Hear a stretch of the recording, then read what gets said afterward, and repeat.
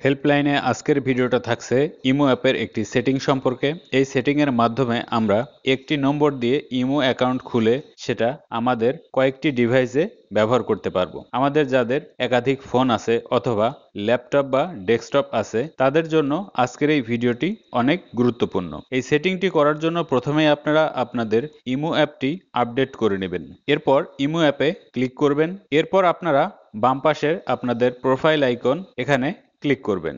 এরপর security and privacy এখানে click করবেন। এরপর নিচের দিকে খেয়াল করুন, এখানে পেয়ে যাবেন ম্যানেজ ডিভাইস, এখানে ক্লিক করবেন। ডিফল্টে এরকম ইন্টারফেস আসবে। এখানে খেয়াল করুন মাল্টি ডিভাইস এবং এটাতে কি হয় এই উপরের ইন্টারফেসে লেখা আছে, ইচ্ছা হলে পড়ে দেখতে পারেন। Multi device has been disabled, you can log in to your account on only one mobile device at a time.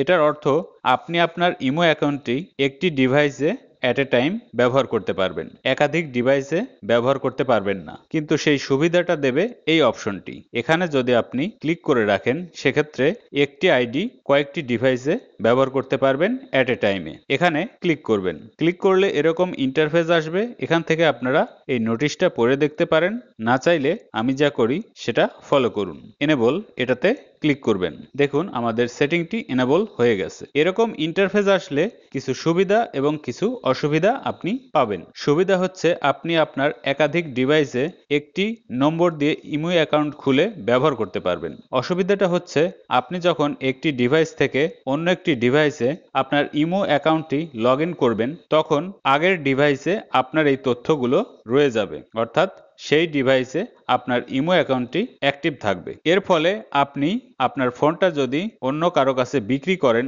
অথবা চুরি হয়ে যায় সেক্ষেত্রে আপনার ইমো অ্যাকাউন্টটি হ্যাক হয়ে যেতে পারে। এভাবে যদি আপনি রেখে দেন সেক্ষেত্রে আপনি যখন নতুন একটি ডিভাইসে আপনার ইমো অ্যাকাউন্টটি লগ ইন করবেন সেক্ষেত্রে একাধিক ডিভাইসগুলো এইখানে শো করবে।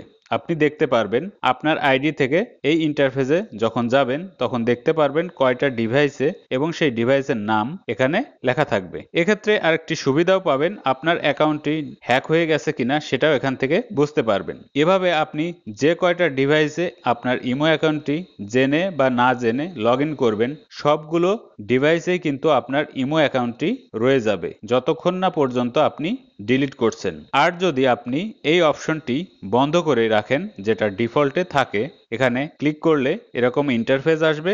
এরপর ডিসেবল এটাতে ক্লিক করবেন যেটা ডিফল্টে থাকে। এরকম ইন্টারফেস থাকলে কি হয়, আপনি যখন একটি ডিভাইস থেকে অন্য একটি ডিভাইসে আপনার ইমো অ্যাকাউন্টটি লগ ইন করেন সেক্ষেত্রে আগের ডিভাইস থেকে আপনার ইমো অ্যাকাউন্টের তথ্যগুলো ডিলিট হয়ে যায় অটোমেটিক।